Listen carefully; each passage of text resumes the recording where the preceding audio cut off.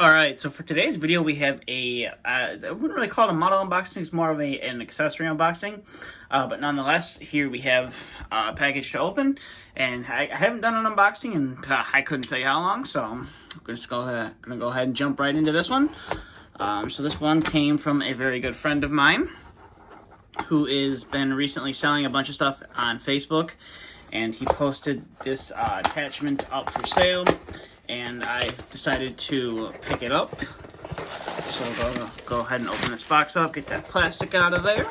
And the attachments should be right here inside of this bubble wrap here. So we'll go ahead and get this unboxed here. It's open, very nice job. He did a very nice job packaging. He's a real great guy to deal with. And he just, like I said, had some stuff for sale. So these are some loader forks. So there's some of the components for the forks there.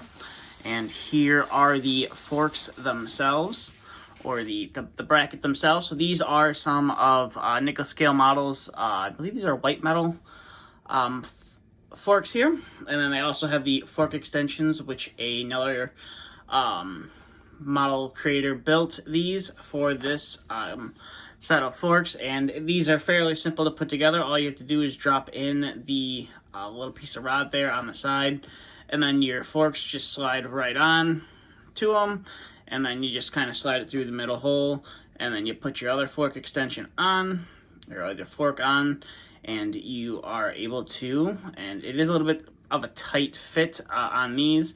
It seems like every pair of these that I have are a little bit different, and is a little bit of a tight fit, but there you go. That is, a set of loader forks. Now these will fit a Tonkin 950, 966, and a 972, and they should also fit the newer die-cast Masters loaders as well. I believe it's the 950M, 966M, and the 972M. The one thing about the die-cast Masters models, which is a little bit different from the Tonkin models, is the buckets are not removable.